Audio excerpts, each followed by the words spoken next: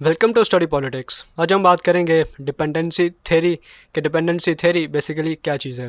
तो इसमें हम कोर पेरिफेरी मॉडल को देखेंगे, इंटरनेशनल डेट इसको देखेंगे, इंटरेस्ट रेट इसको देखेंगे और ये चीज़ क्लियर करेंगे कि कैसे ये चीज़ें डिपेंडेंसी थ्योरी इसको कॉन्स्टिट्यूट करती हैं।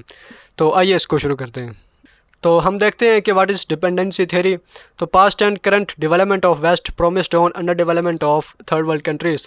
इसका ये कहना है कि जो माजी में या अब, ठीक है, इन दोनों चीज़ों को हम प्रूफ करेंगे कि माजी में जितनी भी वेस्ट ने तरक्की की और अब वेस्ट जितनी भी तरक्की कर रहा है वो सारी की सारी promised on under development of third world countries के जितने भी गरीब कंट्रीज़ हैं, थर्ड वर्ल्ड कंट्रीज़ हैं, उनकी जो अंडर डेवलपमेंट है उसकी वजह से जो वेस्ट ने माजी में या अब तरक्की की, तो ये बुनियादी वजह ये चीज़ थी। यानी अमीर कंट्रीज़ अमीर इसलिए हैं क्योंकि कुछ कंट्रीज़ गरीब भी हैं। अब इस सिलसिले में हम एग्जांपल लेते हैं इंडिया की। आपने जो इंडियन स्कॉलर हैं शशि थरूर, उनका नाम सुना होगा। उनका ये कहना है कि बरतानिया ने जितनी भी तरक्की की वो सारी की सारी इंडिया को एक्सप्लॉइट करके की। यानी जब इंडिया बरतानिया की कॉलोनी था तो ब्रिटेन ने खूब जो इंडिया की एक्सप्लॉइटेशन थी वो की, इनका जो इस्तेसाल था वो किया। इंडिया से रॉ मटेरियल बरतानिया लेके जाया जाता, बरतानिया में उसी रॉ मटेरियल को मैन्युफैक्चर करके वापस इंडिया में लाया जाता और इंडिया की चीज़ें ही इंडिया वालों को फ़रोख्त की जाती। कैसी बात है। इसके अलावा बहुत सारी ऐसी चीज़ें जो इंडिया में पहले बेहतरीन ज़बरदस्त बनती थी, उस इंडस्ट्री को इंडिया में तबाह किया गया और वही चीज़ें दोबारा बरतानिया में बनती, बरतानिया से दोबारा इंडिया में लाके इंडिया वालों को बेची जाती। यानी जो पहले इंडिया में अच्छी बनती थी और अच्छी बनती थी। तो इस तरीके से पहले तो बरतानिया ने जो लोकल इंडस्ट्री थी उसको तबाह किया, फिर यहाँ से जो रॉ मटेरियल था उसको बरतानिया लेके जाते, वहाँ से उसको मैन्युफैक्चर करके वापस यहाँ पर लेके आते, यानी इंडिया की चीज़ें इंडिया वालों को ही बेचते। यानी जो बरतानिया ने तरक्की की that was promised on under development of India. यानी जब तक इंडिया अंडर डेवलपमेंट रहता, जब तक इंडिया महकूम रहता, तब तक बरतानिया तरक्की करता रहता या उसने की। ये हमारे सबके सामने है। तो ये शशि थरूर जो इंडिया के स्कॉलर हैं उनका एक आर्गूमेंट है, इसको हम नीचे भी देखते हैं कि end of colonialism produced core periphery relationship. कि हम ये कहते हैं कि चलो जब तक कॉलोनियलिज्म का दौर था तब तो हम ये कह सकते हैं कि भाई इंडिया कभी तरक्की नहीं कर सकता था, ठीक है, क्योंकि इंडिया एक कॉलोनी था, इंडिया एक महकूम कौम थी, इन पर हुकूमत की जा रही थी। लिहाजा इंडिया टोटली डिपेंड करता था बरतानिया पर कि बरतानिया जो भी इंडिया के लिए करता उसी बेस पे इंडिया ने तरक्की करनी थी। बरतानिया चाहता तो इंडिया की अच्छी हालत होती, बरतानिया ना चाहता तो इंडिया की अच्छी हालत ना होती। यानी जो इंडिया था वो टोटली डिपेंड कर रहा था बरतानिया पर या बरतानिया के रहमो करम पर। लेकिन जब कॉलोनियलिज्म का दौर ख़त्म हुआ, पाकिस्तान बन गया, इंडिया बन गया, तो फिर तो हम कॉलोनी नहीं थे, फिर तो हम बरतानिया पर डिपेंड नहीं करते थे, हम तो आज़ाद हो गए थे। तो क्या आज हम अमीर कंट्री बन गए हैं? क्या आज हम प्रॉस्परस हो गए हैं? तो आप इंडिया में हैं तो इंडिया में आप देखिए, पाकिस्तान में है तो पाकिस्तान में देखिए कि क्या आप आज अमीर कंट्री हैं, तो हमें पता चलेगा कि हम आज भी अमीर कंट्री नहीं हैं। अब इसकी वजह क्या है कि end of colonialism produced core periphery relationship. अब ये कोर पेरिफेरी रिलेशनशिप क्या है, इसके लिए आप ये आगे देखिए कि ये जो सेंटर है, यानी ये आप ये कह लें कि ये पूरी दुनिया बनी हुई है, ये जो गोल दायरा है, इसमें जो सेंटर है इसमें वो कंट्रीज़ हैं कि जिनका सारा कुछ ही हाई है, यानी हाई वेजेस हैं, हाई एक्सपोर्ट्स हैं, high produce, high technology, high capital, high domestic and foreign investment, high levels of social welfare, ठीक है, यानी इनका सारा कुछ ही हाई है। ये बड़े एडवांस किस्म की कंट्री है। सेमी पेरिफेरी में वो कंट्रीज़ आती हैं जो नॉर्मल हैं, पेरिफेरी में वो कंट्री हैं जो सारे थर्ड वर्ल्ड कंट्रीज़ हैं, यानी इनका सारा कुछ हाई है और इनका सारा कुछ लो है। यानी इनका अगर हाई वेजेस हैं तो उनके लो हैं, ठीक है, इस तरह इनकी एक्सपोर्ट्स लो हैं, इनकी जो लेबर है वो बड़ी सस्ती है, very low domestic and foreign investment, no social welfare, कुछ भी नहीं इनका। अब जो कोर पेरिफेरी मॉडल है ये हमें यह बताता है कि ये जो पेरिफेरी है, जो गरीब कंट्रीज़ है, इनसे रॉ मटेरियल जाता है कोर के अंदर, ठीक है, और कोर उसी रॉ मटेरियल को करता है मैन्युफैक्चर और वापस इसी जो पेरिफेरी कंट्रीज़ हैं, गरीब कंट्रीज़ हैं, इनको बेचता है। अब जब रॉ मटेरियल जाता है तो इसकी जो वैल्यू होती है वो कम होती है, लो होती है, और जब ये आता है तो इसकी वैल्यू हाई हो जाती है। और ये एक ऐसा स्ट्रक्चर बन जाता है कि जिसमें जो पेरिफेरी कंट्रीज़ हैं ये टोटली डिपेंड करते हैं कोर पर, ठीक है, कि इनकी जो वैल्यूज़ हैं उनकी मतलब अगर रॉ मटेरियल की वैल्यू इंक्रीज़ हो जाए तो ओवरऑल इनकी वैल्यू अच्छी हो जाती है, अगर डिक्रीज़ हो जाए तो इनकी वैल्यू, यानी जो पेरिफेरी कंट्रीज़ हैं इनकी स्टेट अच्छी नहीं रहती। तो अक्सर क्या होता है कि इनकी जो वैल्यूज़ हैं, इनकी जो रॉ मटेरियल की कीमत है ये हमेशा कम रहती है। क्यों रहती है इसको हम देखते हैं। उससे पहले कि ये जो कोर पेरिफेरी रिलेशनशिप है ये काम कैसे करता है कि function extract economic surplus from poorer less powerful areas, जिसे हम पेरिफेरी बोलते हैं, to the richer more powerful core areas, जिस तरह मैंने आपको आगे टेबल से बताया। इसी तरह extraction required local presence, in turn local allies are paid. अब यहाँ से दोबारा फिर हमें इंडिया की एग्जांपल मिलती है कि एक बात आप जहन में रखिए कि बरतानिया ने अगर इंडिया पर हुकूमत की है, चाहे 100 साल, 150 साल या 200 साल की है, तो उसमें बड़ा हिस्सा जो लोकल थे उन्होंने पे किया। लोकल से मुराद जो मकामी लोग थे इंडिया के, उन्होंने। आप हिंदुस्तान में हैं या पाकिस्तान में हैं, आप अपने मुल्क में देखें कि आपके जितने भी बड़े बड़े ज़मींदार हैं, यानी जो अपने आप को चौधरी कहते हैं या बड़ा ज़मींदार कहते हैं, जिनके पास मुरब्बे हैं, आप उनका अगर बैकग्राउंड देखेंगे तो आपको पता चलेगा कि ये वो लोग हैं जिनको अंग्रेज़ों ने नवाजा हुआ है। ठीक है, यानी अंग्रेज़ों ने इनको ज़मीनें दी, अंग्रेज़ों ने इनको मुराद दी, इनको जायदादें दी, सारा कुछ अंग्रेज़ों का दिया हुआ है। और ये वो लोग आपको मिलेंगे कि जिन्होंने अंग्रेज़ दौर में अंग्रेज़ के हुकूमत को, अंग्रेज़ के रूल को इंडिया में मेंटेन करने में सबसे बड़ा और सबसे की रोल अदा किया। तो बरतानिया को इंडिया से जितना भी रॉ मटेरियल निकालना था, जो कुछ भी इंडिया से एक्सट्रैक्ट करना था, तो उसके लिए जो लोकल मकामी लोग थे वो बेहद ज़रूरी थे, और ऐसे इंडिया में मिले भी। और मैं आपको खुला कह रहा हूँ कि आप देख सकते हैं और आप उनका बैकग्राउंड देखिए, जितने भी बड़े बड़े ज़मींदार हैं, तो आपको पता चलेगा कि वो सारे के सारे अंग्रेज़ के नवाजे हुए हैं। ठीक है, और बाज़ तो ऐसे भी होंगे जिनको बाकायदा तौर पर ख़ताब दिए जाते थे। तो in turn local allies are paid, वही बात जो मैं ऊपर वाली कर रहा हूँ कि ख़ताब दिए जाती हैं, ज़मीनें दी जाती हैं, मुराद दी जाती हैं। ठीक है, हाई जो सोशल स्टेटस है वो दिया जाता है। और आज के दौर में तो पार्लियामेंट्स में भी बिठाया जाता है। अक्सर लोगों की ये परसेप्शंस हैं कि जो पार्लियामेंट में बैठे होते हैं ये फंडेड लोग होते हैं, इनको बाहर से पैसे मिलते हैं या ये चीज़ें होती हैं। अगर ऐसा है तो ये बात जस्टिफाई होती है। तो जिस तरह ओवरऑल मैंने आपको पहले बताया कि ये सारा एक कॉलोनियल आर्ग्यूमेंट है कि अगर आप कहते हैं कि इंडिया ने तरक्की इसलिए नहीं की क्योंकि इंडिया कॉलोनी था बरतानिया की, तो जब इंडिया आज़ाद हो गया तो उसके बाद क्या हुआ? उसके बाद क्या उसने तरक्की कर ली? क्या पाकिस्तान ने तरक्की कर ली? तो कॉलोनियलिज़म में तो हम कहते हैं कि चलो इंडिया ने जो भी तरक्की करनी थी वो डिपेंड करती थी बरतानिया पर, लेकिन उसके बाद क्या हुआ? उसके बाद फाइनेंशियल और टेक्नोलॉजिकल डिपेंडेंसी होगी। अब इसका क्या मतलब है कि what is necessary for industrialisation, machinery, technology only in advance countries. अब इसमें क्या है कि जिस दौर में इंडिया ग़ुलाम था उसी दौर में, यानी 150 साल 200 साल में जो यूरोप था उसने अच्छी खासी तरक्की की। यानी जब यूरोप तरक्की कर रहा था हम तब ग़ुलाम थे, और जब हमें आज़ादी मिली 1947 में, तब तक जो यूरोप था वो अच्छा खासा डेवलप हो चुका था। यानी उसकी जो मशीनरी थी, उसकी जो टेक्नोलॉजी थी, वो काफ़ी हद तक डेवलप हो चुकी थी। अब जब हमें आज़ादी मिली और हमने प्रोस्पेरिटी की तरफ, इकोनॉमिक डेवलपमेंट की तरफ जाना चाहा, तो हमें पता है कि अगर आप इकोनॉमिकली डेवलप होना चाहते हैं तो उसके लिए जो इंडस्ट्रियलाइजेशन है ये सबसे की रोल प्ले करती है। अब इंडस्ट्रियलाइजेशन होने के लिए आपको मशीनरी चाहिए, हाई टेक्नोलॉजी चाहिए, जो कि आपको मिलेगी एडवांस कंट्रीज से।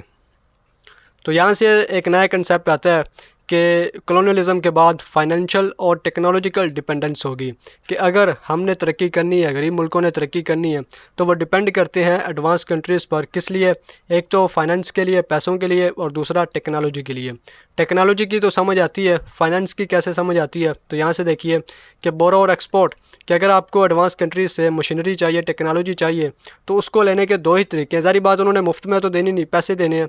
तो पैसे दो तरह से आते हैं, या तो आप उधार लेते हैं, ठीक है, या फिर आप एक्सपोर्ट करते हैं, यानी आप बेचते ज़्यादा हैं ताकि आपको ज़्यादा से ज़्यादा मुनाफा हो, और परचेज़ कम करते हैं दूसरे मुल्कों से। इंपोर्ट्स कम होती हैं, एक्सपोर्ट्स ज़्यादा होती हैं।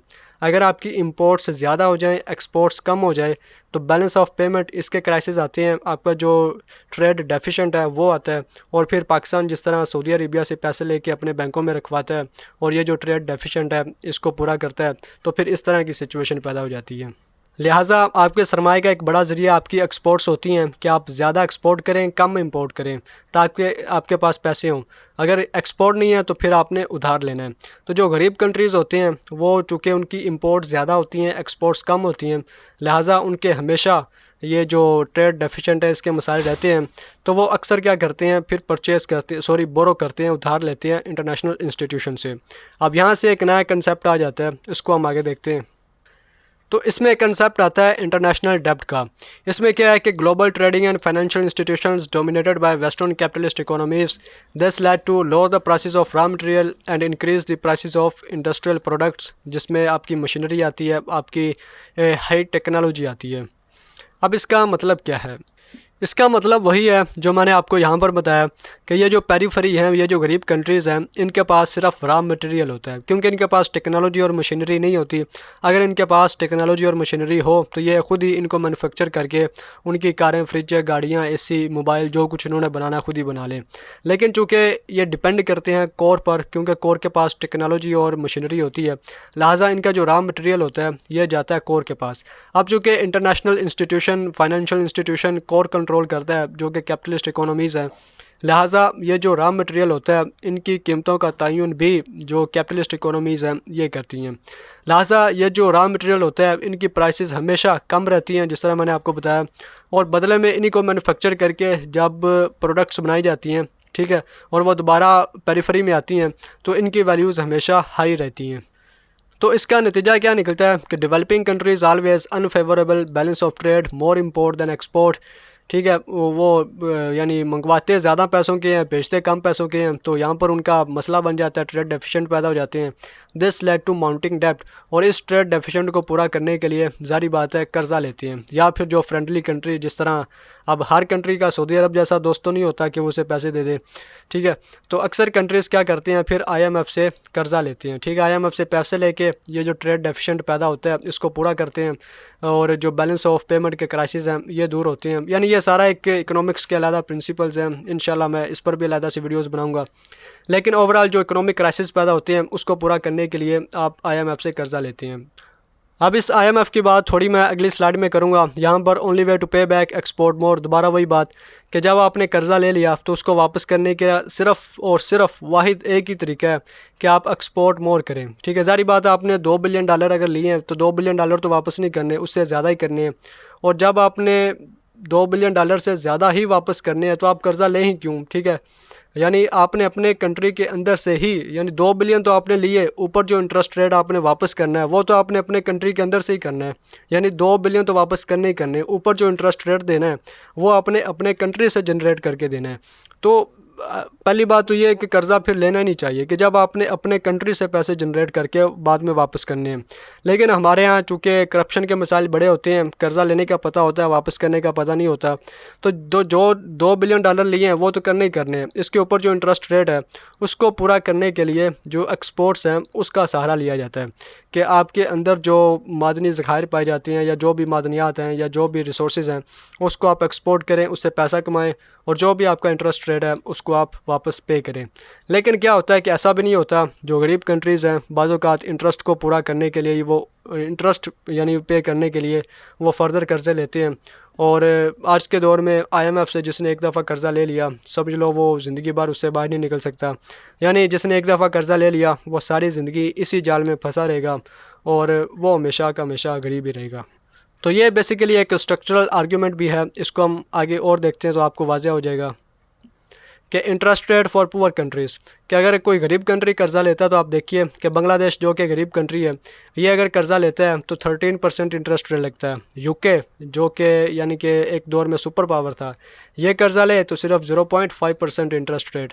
डेमोक्रेटिक रिपब्लिक ऑफ कंगो, दुनिया का गरीब तरीन मुल्क, ये कर्ज़ा ले तो 56.5% इंटरेस्ट रेट, ठीक है। तो कैसा ज़बरदस्त निज़ाम बना हुआ है कि अमीर के लिए सिर्फ 0.5% इंटरेस्ट रेट, और बांग्लादेश या कंगो ले तो उसके लिए 56 और 13%। इसी तरह IMF का जो स्ट्रक्चरल एडजस्टमेंट प्रोग्राम है, ठीक है, जिस तरह पाकिस्तान ने भी जब इमरान खान आया था हुकूमत में तो कर्ज़ा लिया था हमने, तो इसके बदले में जो स्ट्रक्चरल एडजस्टमेंट प्रोग्राम है वो लागू करना होता है। इसमें क्या होता है कि आपका जितना भी सोशल या वेलफेयर बजट होता है उसको काटना होता है, यानी तालीम का बजट काटना होता है, आपका जो सोशल डेवलपमेंट का बजट होता है उसे काटना होता है, स्कूलों पर, तालीम पर, अस्पतालों पर, यानी ये जो चीज़ें होती हैं ये सारा काट के आपको पैसे जमा करने होते हैं और बाद में किस्तों की सूरत में IMF को वापस करने होते हैं। यानी जो आप पैसा पूरे कंट्री से जनरेट करते हैं वो सारा का सारा उठा के आप IMF को वापस कर देते हैं। तो फ़ायदा हमें क्या हुआ? कुछ भी नहीं। यानी ओवरऑल आर्ग्यूमेंट क्या रहा कि जो गरीब कंट्री है ये हमेशा से डिपेंड करता है अमीर कंट्रीज़ पर या कैपिटलिस्टिक कंट्रीज़ पर, जो वर्ल्ड मार्केट हैं, जो वर्ल्ड इकोनॉमिक इंस्टीट्यूशंस हैं, वर्ल्ड फाइनेंशियल इंस्टीट्यूशंस हैं, उनको कंट्रोल करते हैं और अपनी मर्ज़ी से आगे लेके जाते हैं। इसके अलावा इस बात को मैंने आगे भी ये भी लिखा है कि 2010 से 2014 का आप ग्राफ देखिए कि ये वो कंट्रीज़ हैं जो दुनिया के अमीर तरीन कंट्रीज़ हैं। यानी UK आप देखिए कि ये इंटरेस्ट रेट कितना पे करता है 0.5 और सारे 5 सालों में 0.5। जापान दुनिया की दूसरी सबसे बड़ी economy 1.6, 1.5, 1.2। Canada, United states super power की बात देखिए 3.3, 3.3 इतना इंटरेस्ट रेट है। अब जो दुनिया के गरीब कंट्रीज़ हैं, ब्राज़ील को देखिए 40% और 32% 2014 में। इसके अलावा डेमोक्रेटिक रिपब्लिक ऑफ कॉन्गो पीछे भी हमने देखा कि 56% 2010 में था। इसके अलावा पेरू को देखिए 19%, 15%। यानी गरीब कंट्रीज़ जो कर्ज़ा दे रहे हैं उसको आप देखिए, अमीर कंट्रीज़ जो कर्ज़ा दे रहे हैं आप उनको देखिए। तो आपको खुद ही अंदाज़ा हो जाएगा कि बेसिकली जो गरीब कंट्रीज़ हैं ये गरीब क्यों हैं और क्यों वो जो अमीर कंट्रीज़ हैं या जो डेवलप्ड कंट्रीज़ हैं उन पर डिपेंड करते हैं अपनी तरक्की के लिए या अपनी प्रोस्पेरिटी के लिए। तो ये था एक ओवरऑल डिपेंडेंसी थ्योरी, ठीक है। उम्मीद करता हूँ कि आपको समझ आया होगा कि किस तरह सबसे पहले थी कॉलोनियल डिपेंडेंस, फिर आ गई फाइनेंशियल डिपेंडेंस यानी कर्ज़े लेने हमने।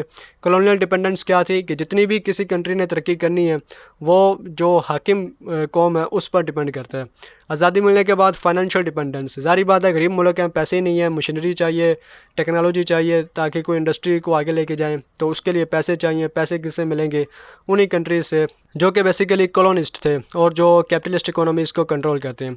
इसके बाद टेक्नोलॉजिकल और इंडस्ट्रियल डिपेंडेंस आ गई कि आपको टेक्नोलॉजी चाहिए, जो कुछ भी चाहिए वो सारा का सारा दोबारा फिर से इन्हीं कंट्रीज से ही चाहिए, यानी दोबारा फिर से घूम फिर के हम वहीं पर ही आ गए। और इन सारे के लिए हमें कर्ज़ा लेना पड़ता है। कर्ज़े भी उन्हीं इंस्टीट्यूशन से मिलते हैं। कर्ज़ा उतारने के लिए एक्सपोर्ट हमारी वो ज़्यादा होनी चाहिए, वो ज़्यादा होती नहीं है क्योंकि जो चीज़ें हमने बेचनी है उसकी कीमत कम होती है और जो जो जो कोर बेचता है, जो बड़े अमीर कंट्रीज़ बेचते हैं उनकी वैल्यू ज़्यादा होती है। और जो गरीब कंट्रीज़ हैं वो बेचारे इसी जाल में ही फंसे हुए हैं, पता ही नहीं चल रहा कहाँ जा रहे हैं, कहाँ से आ रहे हैं और क्या सिस्टम है। तो उम्मीद करता हूँ कि आपको पता चला होगा कि डिपेंडेंसी थ्योरी क्या है। वीडियो देखने का शुक्रिया।